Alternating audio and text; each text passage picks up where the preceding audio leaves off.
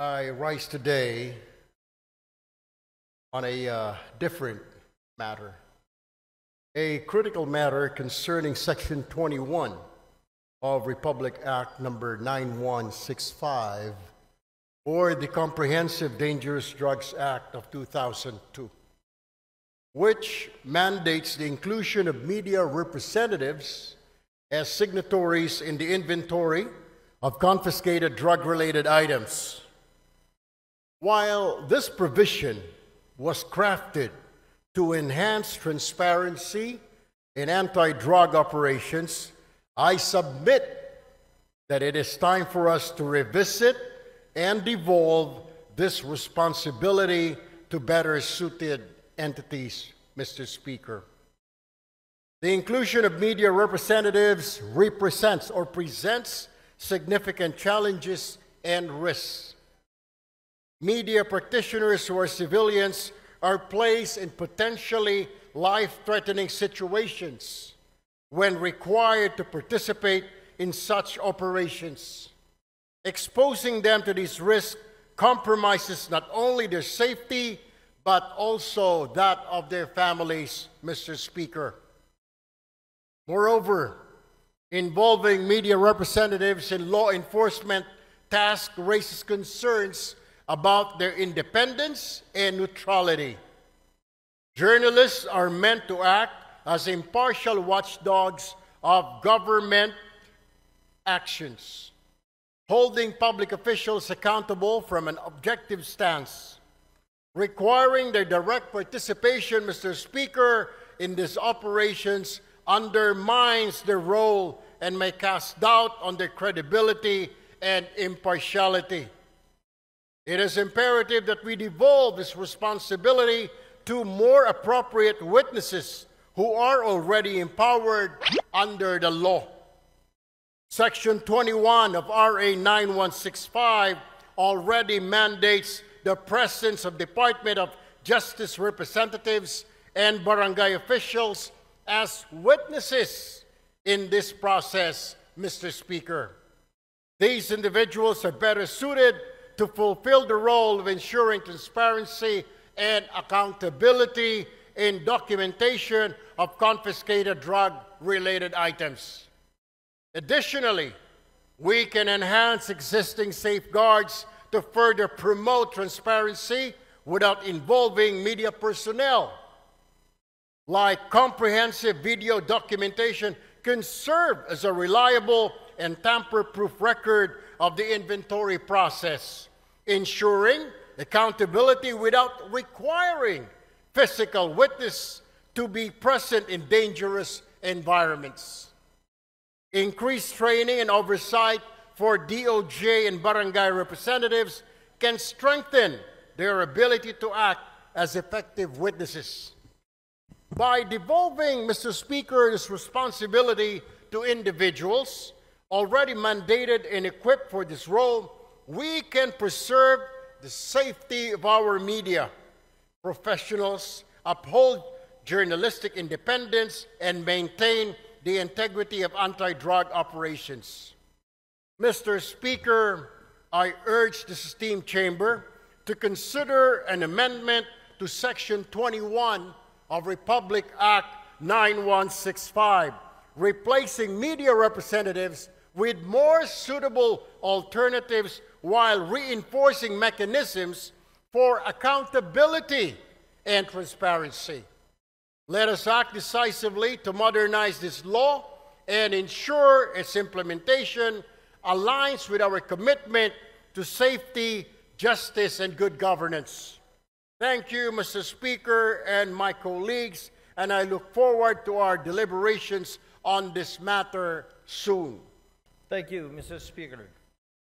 I would like to find out from the good congressman if you are a member of the Anti-Drugs Committee. No, I am not, my distinguished colleague. I am not a member of any committee right now, since I am part of the deputy majority group, Mr. Speaker. And if you are a Uh, what were you again, Mr. Speaker? Deputy Majority Floor Leader, Mr. Speaker. Deputy Majority Floor Leader. I am very sure, Mr. Speaker, that you know very well that the Committee on Anti-Drugs is very active on RA 9165. I am aware, Mr. Speaker. Oh, you are aware, Mr. Speaker. Thank you. If you are aware, Mr. Speaker, then what was the purpose of the privileged speech? I don't know if my distinguished colleague was present when I was mentioning an amendment on Section 21 of RA 9165, particularly exempting the media from being signatories in drug-related operations, particularly on confiscated items, Mr. Speaker. All right. Thank you, Mr. Speaker. The reason why I wanted to ask the good gentleman is because, you know, RA 9165 was passed already in the last Congress. And during this Congress, it has also been amended. And in Section 21 of RA 9165, I don't know if the good gentleman is aware, the Deputy Majority Floor Leader is aware that Section 21 has been taken up.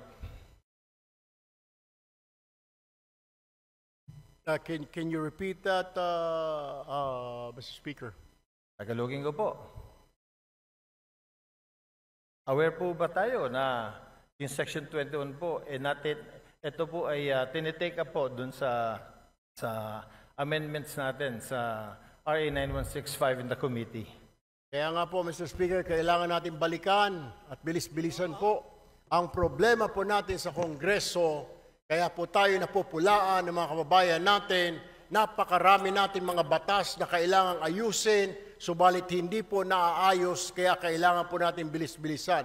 Kung ito po ay na-take up, sana po ay bilisan pa para kaagad po ito ay ma-review at magawan po natin ang paraan dahil ito po ay kahilingan ng mga kasamahan po ng ating Fourth Estate, Mr. Speaker. Tama po. Napakaganda pong suggestion po niyan. Since kayo po ay malakas po sa Senado, baka pwede pong sila pong sabihan ninyo dahil wala po tayong counterpart sa Senado. Tapos na po tayo sa amendments natin. At yung pong privilege speech niyo kanina, pagtanggal po ng media, personalities, pag dumarating ang inventory time, pag mayroong bypass, wala na po sa provision.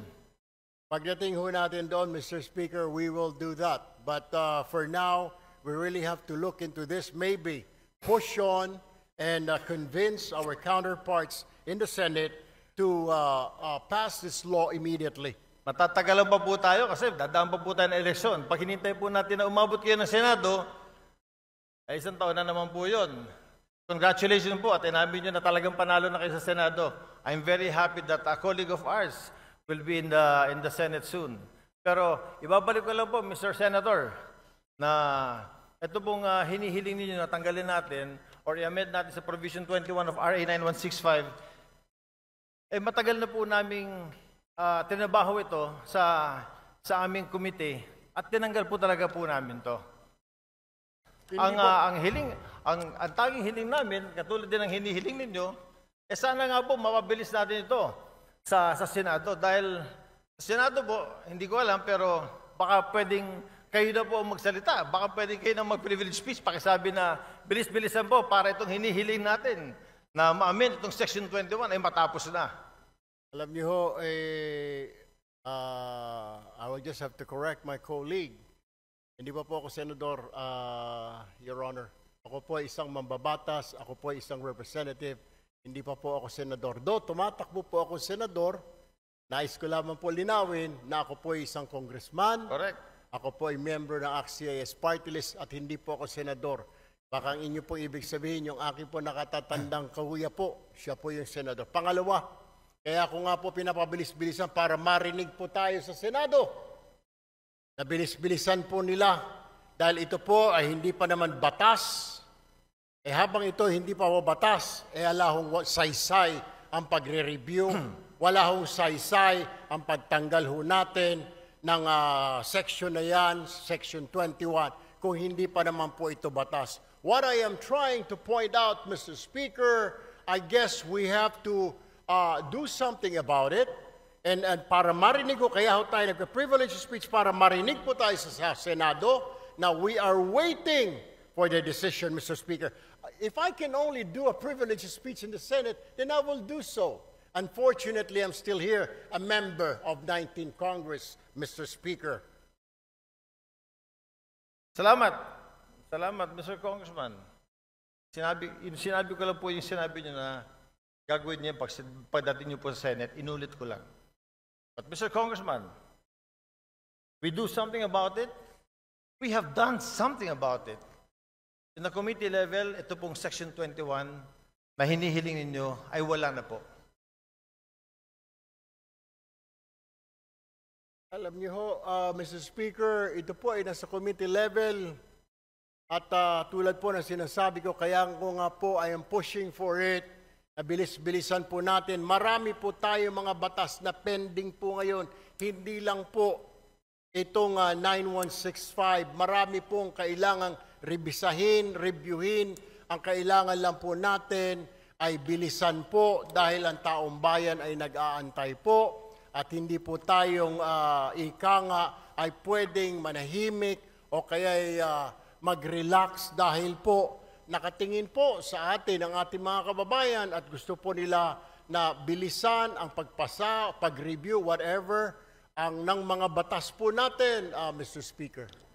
Therefore, Mr. Speaker, I think the correct manifestation should be, since the requested section is to be amended, and it has been replaced already, Mr. Speaker, is that the correct manifestation should be, we request that the Senate should fast-track this House version of RA 9165. That, I think, is the correct manifestation, Mr. Chair.